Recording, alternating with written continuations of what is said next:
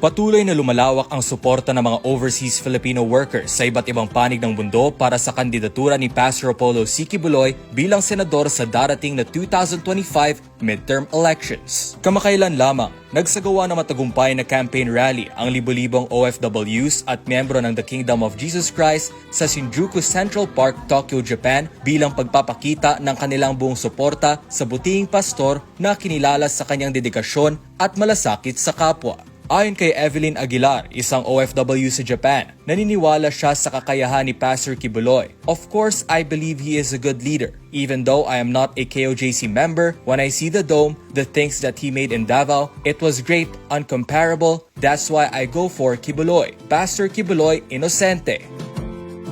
Bukod sa Japan, nagtipon rin ang mga OFW sa Barcelona, Spain para suportahan ang kandidatura ni Pastor Quiboloy at ng mga kandidato ng PDP laban. Ayon kay Azineth Tornio, founder ng OFW Global Spain, malaki ang tiwala nila kay Pastor Quiboloy dahil sa kanyang mga napatunayan bilang leader ng KOJC. Para kay Pastor Quiboloy kasi, nasubaybayan ko yung struggle na nangyari sa kanya sa KOJC. Nandun na kami nakasubaybay. Alam namin ang mga nangyari kay Pastor Quiboloy. Natutuwa kami na tumakbo siya as Senator, ani Tornio.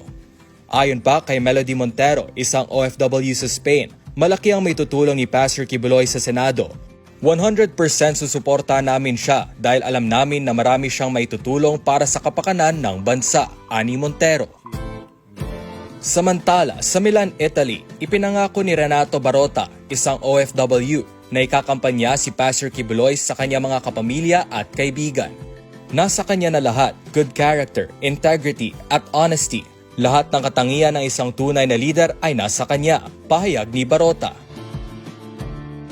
Hindi rin nagpapahuli ang mga OFW sa United Kingdom at Canada sa pagpapakita ng kanilang suporta. Kamakailan lamang ginanap ang UK Maisog Peace Rally sa Maxilia Social Club London kung saan nagtipon ang iba't ibang Filipino communities para suportahan si Vice President Sara Duterte at ang mga kandidato ng PDP laban kabilang si Pastor Apollo C. Quiboloy. Sa Canada, patuloy din ang pagdagsa ng suporta mula sa mga OFW na naniniwala sa kakayahan ni Pastor Quiboloy na magdala ng positibong pagbabago sa bansa.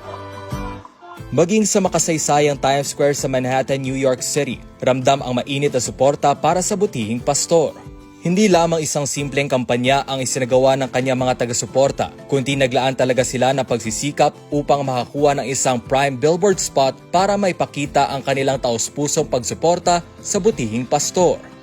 Ang mga pagtitipon at rally na ito ay patuloy na nagpapakita ng matibay na suporta ng mga OFW sa buong mundo kay Pastor Quiboloy. Naniniwala sila na sa pamamagitan ng kanyang liderato at malasakit, magiging posible ang isang Pilipinas na malaya sa katiwalian, puno ng oportunidad at may tunay na pagmamalasakit sa bawat mamamayan. Matatandaan na kabilang sa mga pangunahing plataporma ni Pastor Quiboloy ang pagbibigay prioridad sa kapakanan ng mga OFW.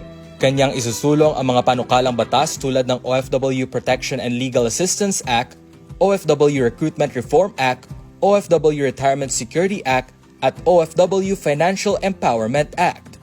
Ang mga ito ay naglalayong magbigay ng seguridad sa trabaho, pensyon at financial literacy para sa mga OFW.